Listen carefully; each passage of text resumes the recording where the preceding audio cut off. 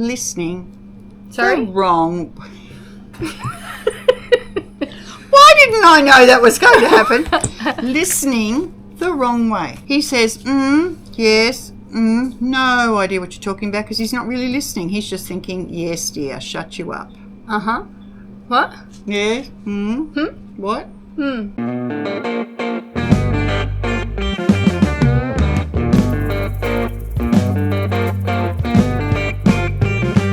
Hello. Hello. Hi, how you going? Good. That's good. Good. You're good. looking good. Good. She always looks good. Well, we're back in the Gunners Club today. Yay! But today, Uh-oh. it's the Mrs. Gunners Club. Yeah, they have Mrs. Gunners. Yeah. And Ms. Gunners. Yeah. Yeah. Yep. So today we're taking over and we're going to be talking about the wonderfully annoying things that partners do to remind us that they exist. Wonderfully annoying? Wonderfully annoying things. I'm being Annoying, I positive. agree with the Yeah. wonderfully. Okay. All right, okay. Yep.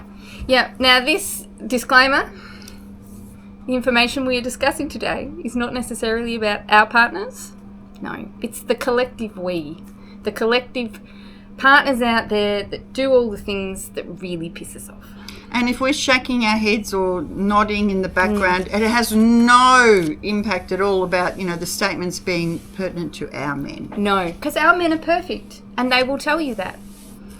On and on they will tell you that. No, it means we can relate. Yes. Yes.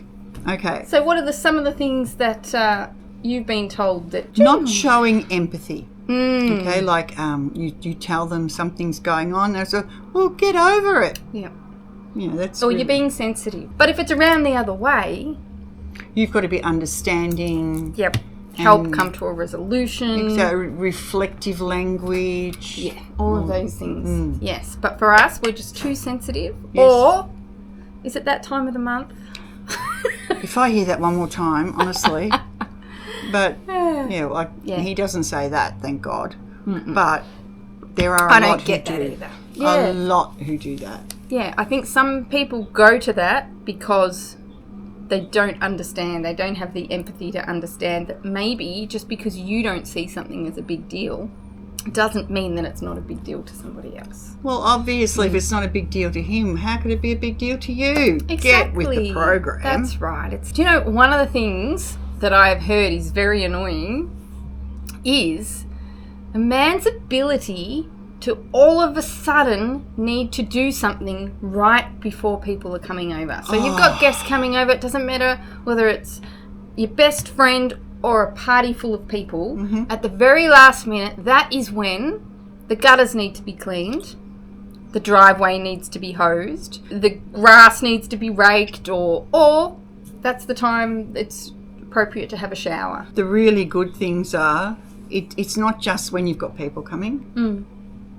We'll have dinner at 7, dear. That's fine. So, at 7 o'clock, he's out watering the backyard. I think that's grounds for divorce. Mm. Not that it would ever happen to me. No. But it's really appreciated that the gutters are done, and it's really appreciated that squeaky gate that's been there for 10 years is fixed. Or the toilet seat that had a crack in it now's a good time to be lying on the floor and there's tools everywhere. Just the timing of these things could maybe be a bit better. Then there's listening. Sorry? The wrong... Why didn't I know that was going to happen? Listening the wrong way. There's a few ways you can take that. He says, yes, no idea what you're talking about because he's not really listening. He's just thinking, yes, dear, shut you up. Uh-huh. What? Yeah. What? Because there's so many parts of listening, I think. The one thing is listening because you want to hear what the person says. When does that happen? Chick to chick. Yeah, exactly. Exactly. Listening because you know you have to and you're going to get in trouble if you don't. And there's comprehending what you're being told. That's a big thing as well. Or the men dive in and straight away want to fix all your problems. Oh, yes. They can't just listen because you need to get it off your chest. You need to tell them what's happening in your life. No. Yeah. Well, that's all right then. What you do is tomorrow... No, I don't need you to fix it for me. I can fix this for myself. But listen to what happened to me. I have heard actually that a lot of people will put into their relationships that clause.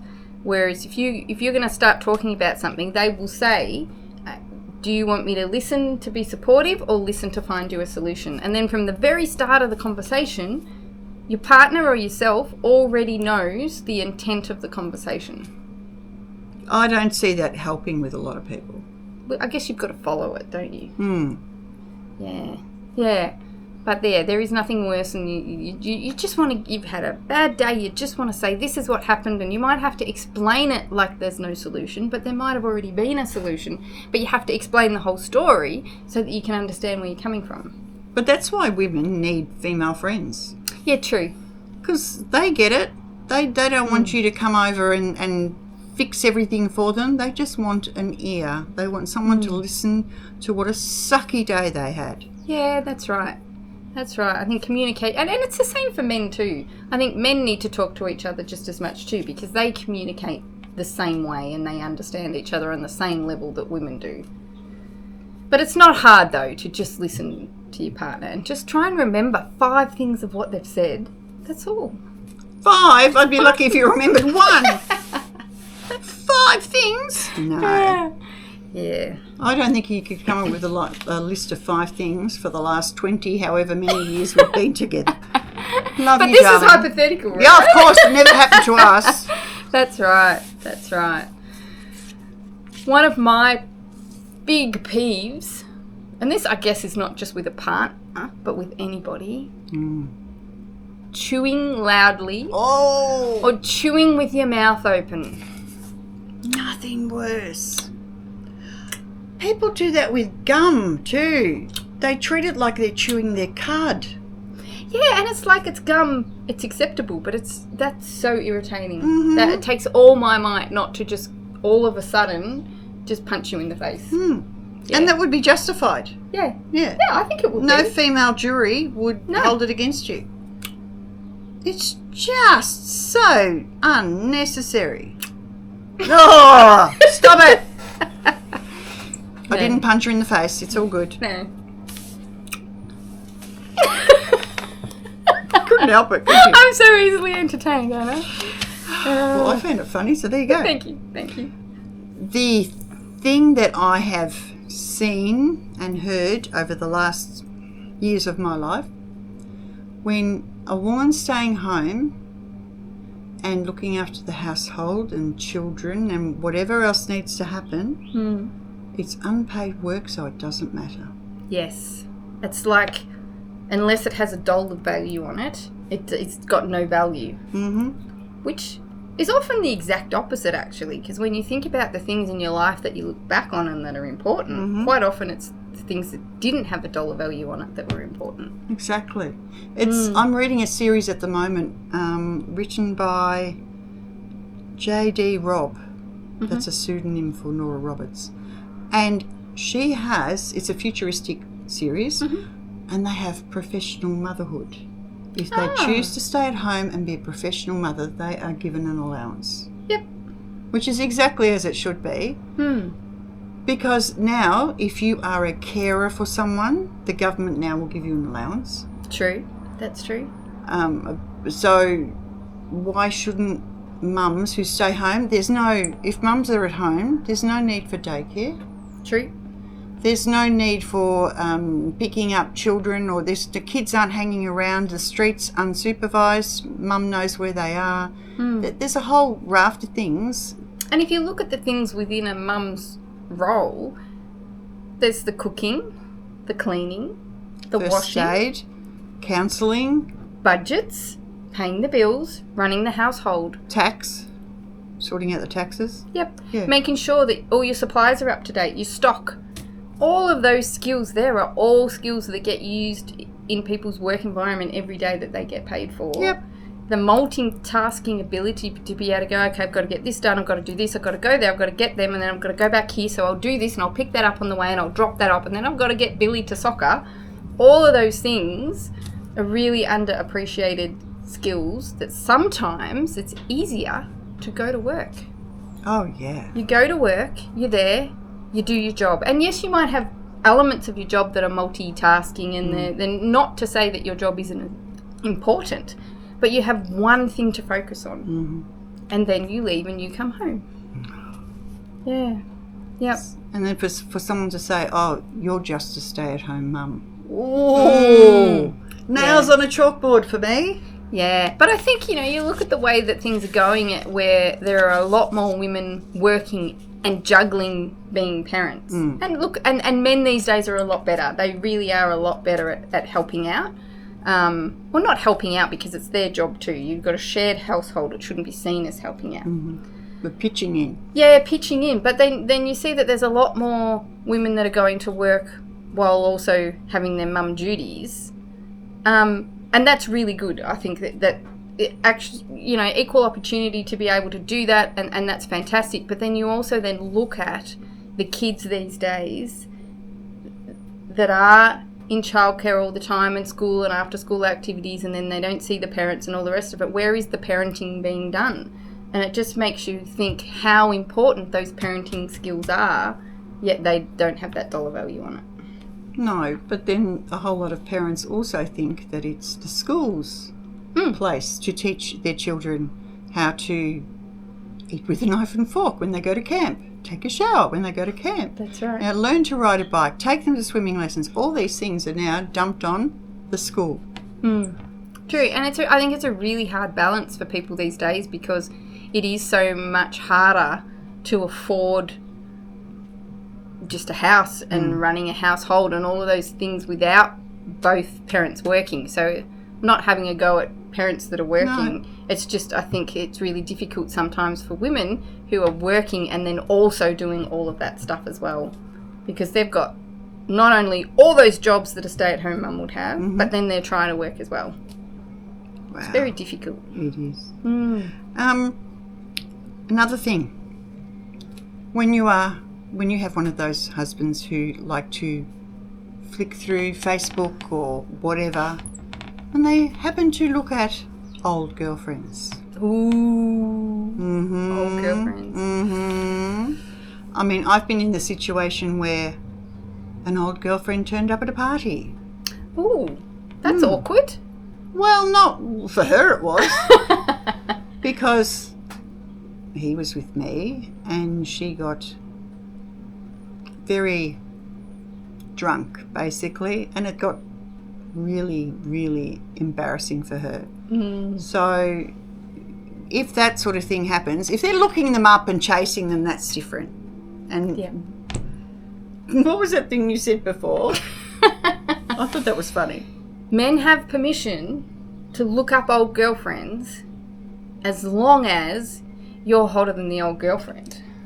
Then that's okay. And as long as they're honest with you and go, look, this was my old girlfriend, you are so much more hotter, and you go, oh, thank you, then it's okay. The only problem with that is they may have had to have already looked up the old girlfriend to know if you were hotter than them yet, and then they've looked at it without you, which is not okay. Yeah, but he's thought to himself, there is no way that old battle axe is going to be hotter than my gorgeous wife. Yeah. And he's just looked to check. Yeah. So then that's okay. That's right. Then that's okay. Yeah, exactly.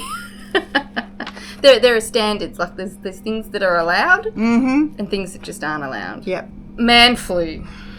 Oh. We can't have a topic on things that piss women off more than man flu. It's bad. It's bad. It's bad. Now, I have to say that I am lucky because my husband, he doesn't get man flu. Neither does mine. No.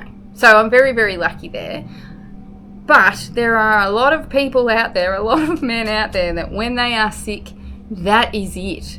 They've got the sniffles, they're on the couch, the day is over, nothing gets done.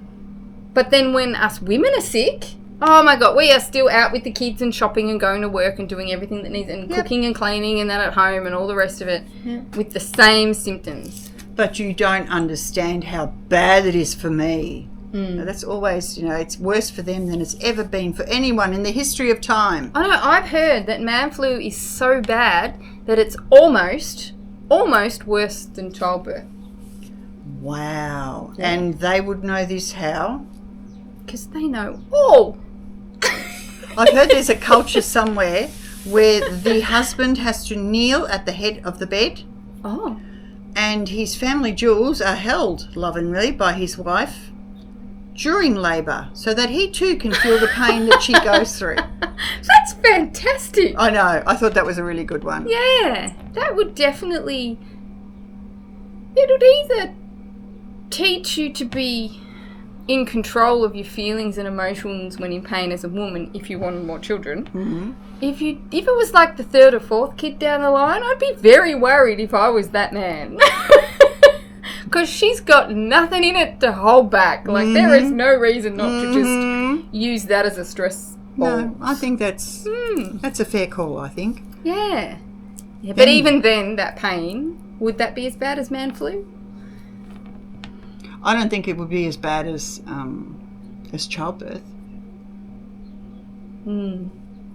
Just having the jewels there and giving them a good squish, no way that's as bad as childbirth. No.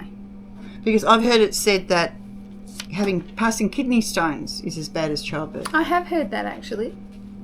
As someone who's had both...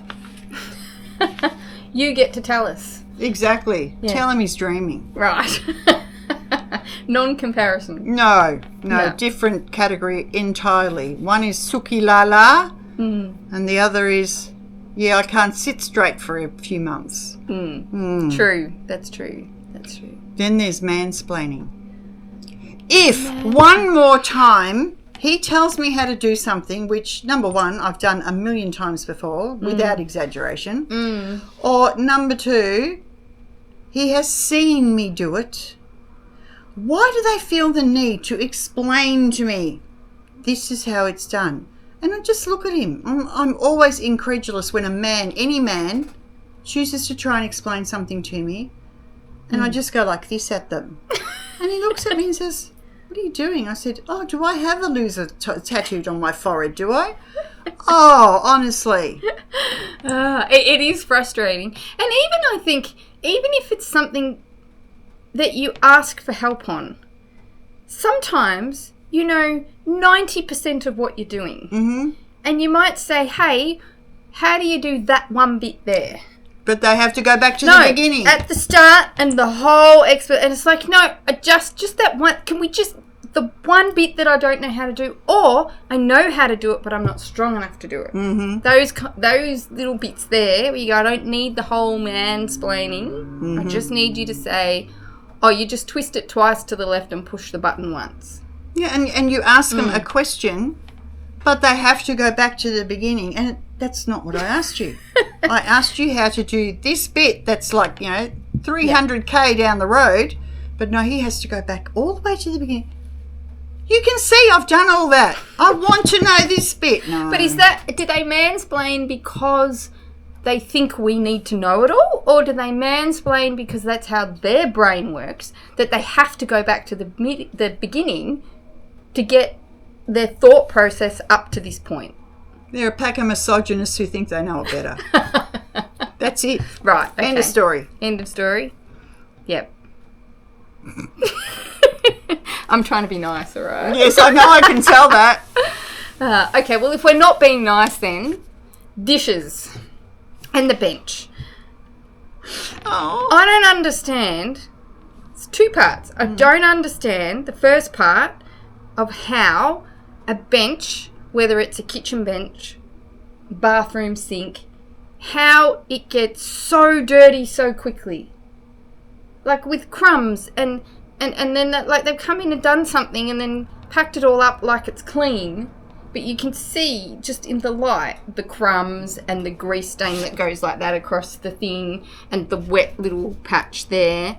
And then you go to the sink that was beautifully left clean only 3 minutes ago, and there is something in there that's got water being put in it to soak. Yeah, because they've helped then, haven't they? No. That is not helping. And then either someone else, I'm going to go with someone else, all right, has come along and then put more dishes in the dish that was soaking. So then by the time you go, okay, that dish needs to go. It's not soaking anymore. It either needs to be washed or put in the dishwasher. But that water that was hot and soaking is now cold, and it's got bits of whatever was on the plate that was put in on it, and then it's got grease stains in it from Oh, the and you dish. have to put your hands in And it. yes, and you can't just tip the water out because someone's gone and put something else in it again. You've got to actually put your hands in to get the stuff out before you can tip the water out. Yep. And you've got your hands in these wet, greasy, chunky dishwater. It's not helping. No, and they wouldn't put their hands in there. No, because it'll just sit there and soak for, a week if you leave it? Yeah, when it starts to creep out of the sink. Or you can't fit any more things in the sink. Yeah, that drives me crazy. Or I've heard it drives a lot of women crazy. Oh, it would never be your husband. Never be mine. No. My biggest pet peeve is when I have an idea and he poo-poos it. It's not appropriate. Oh, no, I don't think that'll work. Whatever it might be. And at a later date, he suddenly had a very good idea, and it's the one he poo-pooed when you said it. And so do you say to him, that was my idea, or do you say nothing? Depends on what it is. Sometimes it's not worth the argument. But then other times it's like, I said it. Hello? Yeah, no. I'm not going to win whichever way it goes. So and you hear them telling someone else that idea. It's not like they've turned around and then come to you and gone, you know that idea you said? I've been thinking about that and I actually think that's a really good idea. Never happened. No, they'll go to someone else and they'll have had this brilliant idea. And then you overhear it and go, really? Warning, danger. And then the steam comes out. Yeah. But they'll say, I don't remember that. No. That's because you weren't listening before and it's maybe just come back over time in like a dream state. Absolutely, it would have. Yeah. I think we better stop. I know. We do love you men. We do. Some of you, sometimes. Sometimes. But all these little things, sometimes us women, we like to get it off our chest. Venting. We have to talk about it. Exactly. We laugh about it. It's all meant in good humour. But if you do happen to watch it and you do happen to pick up on a couple of things that... If you recognise some of your exceptionally antisocial behaviour towards your wife, correct it. Yeah, what she said. Yeah. We'll see you in the next one. Yep, don't forget, like and subscribe. Thank you. Bye.